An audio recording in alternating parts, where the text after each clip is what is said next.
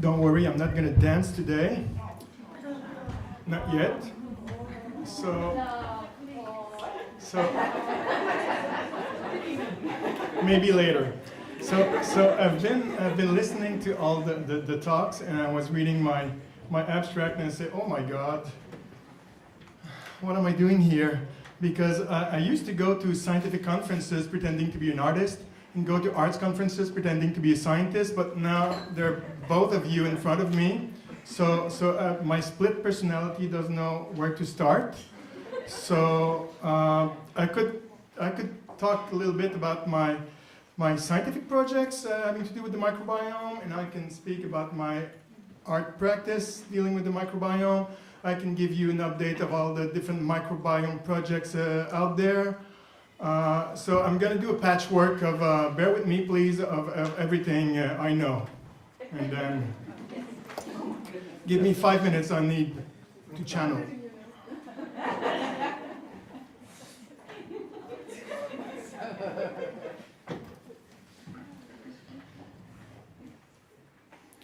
"50% of the cells in your body are not human cells. 99% of the genes in your body are not human genes. You are not who you think you are. You are what you breathe. You are what you eat.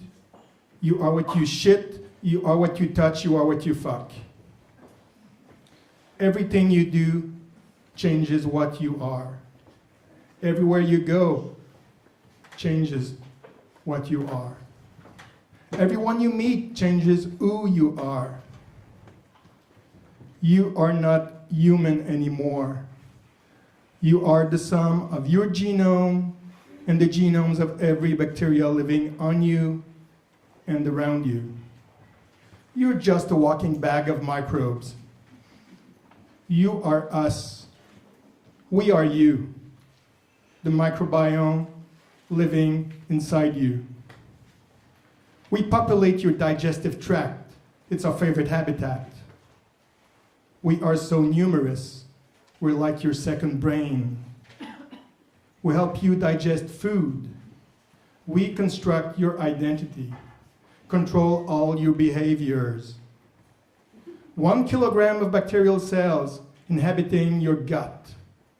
1 kilogram of bacterial cells feeding up your butt. On the surface of your skin, we prosper. Do not try to get rid of us. The more you kill, the more likely you'll be ill. It's useless. Don't get fooled by the popular press. 99.9% clean. That's bullshit. It's a scam. Don't believe it. We're here to stay. We will never go away. Don't even try to cover us with your perfumes and deodorant. We like sweaty habitats. This is where we grow. This is where we stink. This is where we glow. This is where we think. At the bottom of your mouth, we rest. Waiting for the perfect moment to confess. Your cavities are like big parties. What we've been waiting for to enter your bloodstream, invading your inner body, challenging your immunity. At the bottom of your belly button, we sit and wait. So many of us enjoying each other's company. We're so different. We're magnificent. We're so comfortable. We're omnipotent. On your face, on your lips, on your forehead, on your cheeks, on your eyelids, on your nose, on your chin, we resist. Teenagers are at war with us, fighting against every zit, but we will prevail. We will remain. Some of you despise what we smell like when we sit in dark places, wet and warm ecosystems that we colonize. Some of you relish what we smell like when we sit in soft places, dry and delicate ecosystems that we occupy.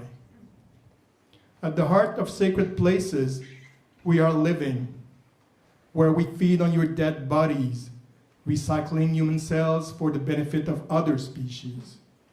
At the heart of sacred places, we are missing, where you feed your own hatchlings, constructing human cells for a new beginning.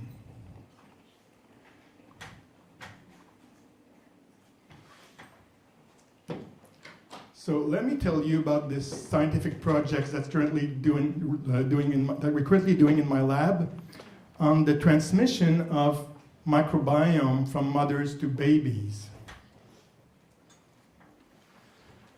This is a project that we're doing in collaboration with the Paris Hospital and a fantastic team of midwives, including one currently doing a PhD in my lab.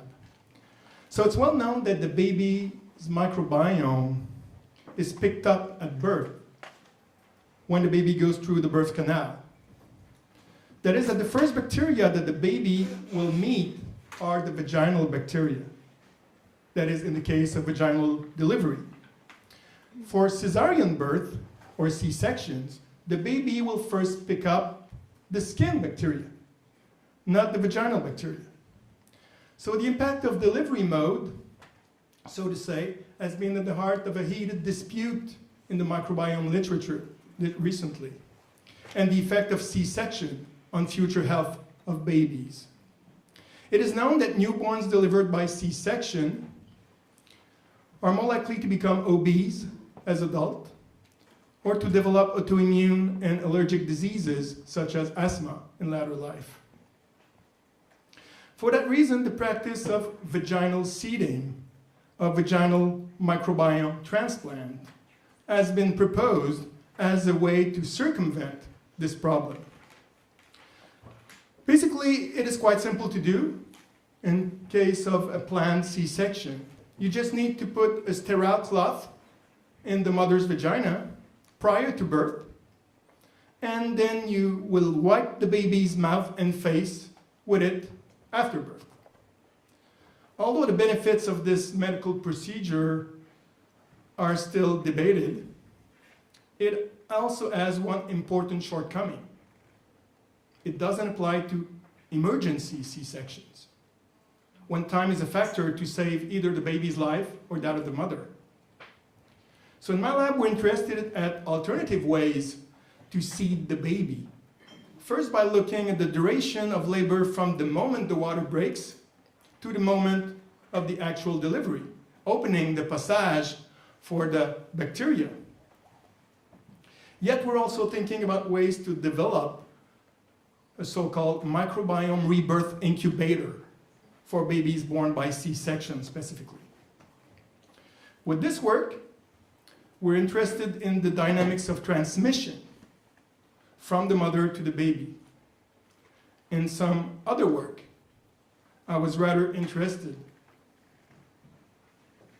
I'm channeling again, in the dynamics of infection, the dynamics of contamination, the dynamics of emergent diseases in the palm of your hand, one meeting at a time, one person at a time, one handshake at a time. When you meet with other buddies, we are satisfied. Every time you kiss, we are justified. By the millions, we are migrating. By the millions, you are transforming, little by little becoming someone else. Every single kiss, a metamorphosis.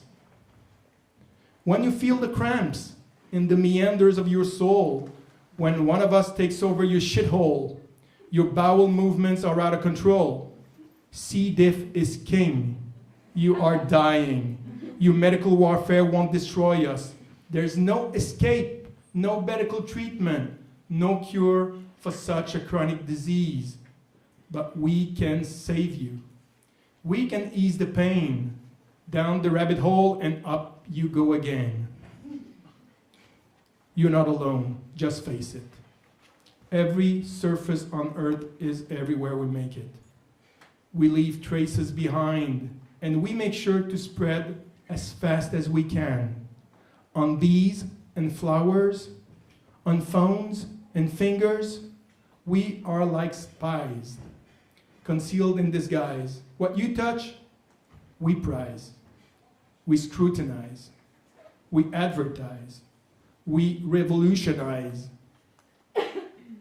But don't try to sanitize, to stigmatize, to terrorize, to demonize, as we will fertilize.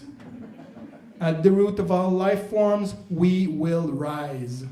Invisible, yet indispensable. Friends and foes, for better and for worse, forever and ever. This is where we hide.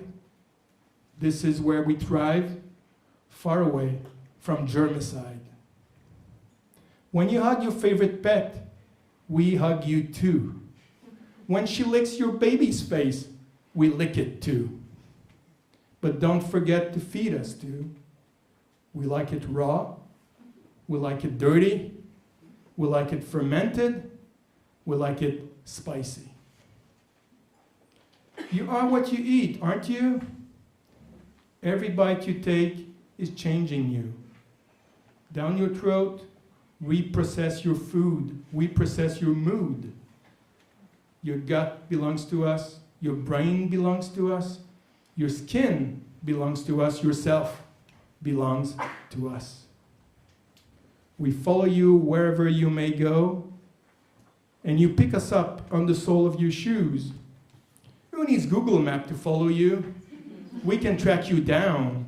We are your personalized bacterial GPS system, recording every move. On the street, we follow you. In your home, we haunt you. Not a single room is safe. We cover the floor and the walls too. We dance on your ceiling. We swim in your sink. Roommates from hell, we will never surrender. Because I'm the one in charge. I know where you've been. I know what you've been up to. I know your password.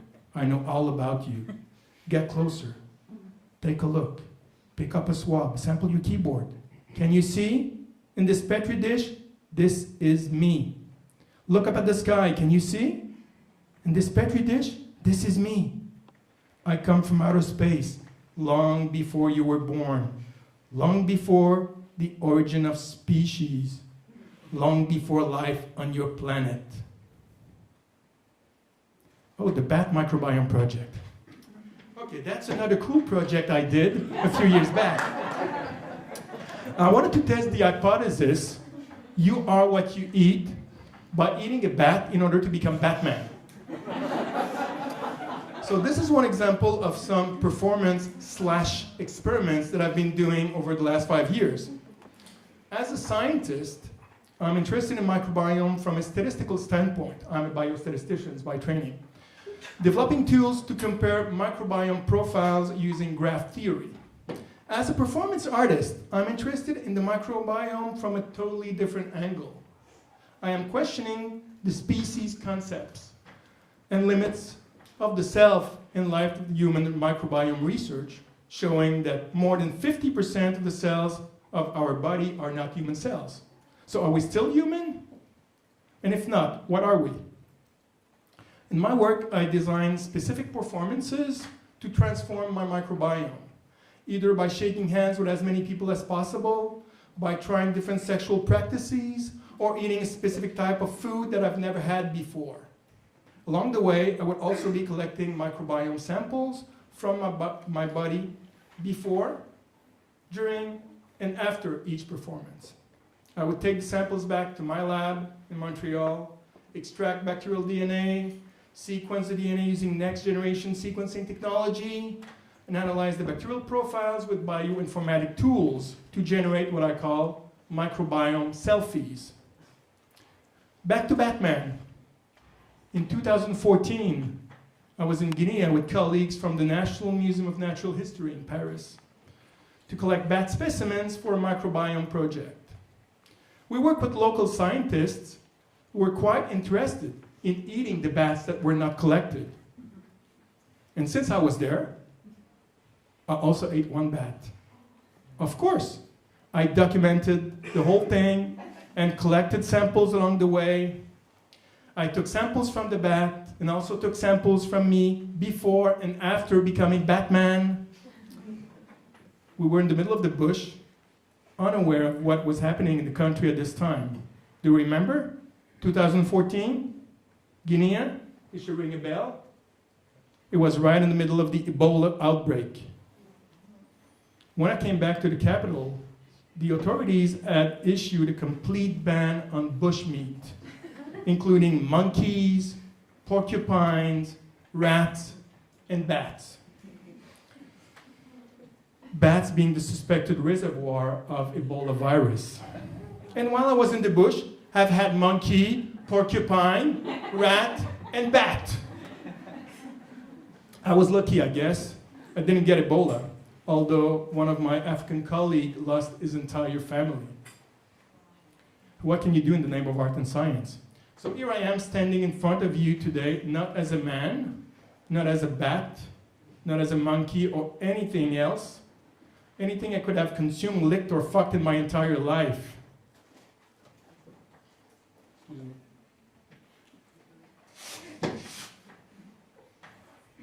Here we go again. Up your nose. Controlling your personal integrity. Here we go again in your veins, perfecting your athletic supremacy. Here we go again in a CSI lab, determining your forensic identity. Here we go again in your bed, affecting your sexual intimacy. 50% of the cells in my body are not human cells. 99% of the genes in my body are not human genes. I am not what you think I am. I think, therefore I am. I breathe, therefore I am. I eat, therefore I am. I swallow, therefore I am. I digest, I shit, therefore I am. I touch, I fuck, therefore I am. Everything I do changes what I am. Everywhere I go changes what I am. Everyone I meet changes who I am. I am not human anymore. I am the sum of my genome and the genomes of all the bacteria, viruses, fungi, and other microorganisms living on me, around me, and inside of me. I am a walking bag of microbes, a multi-specific ecosystem. I'm a holobiome, a superorganism. We are my microbiome.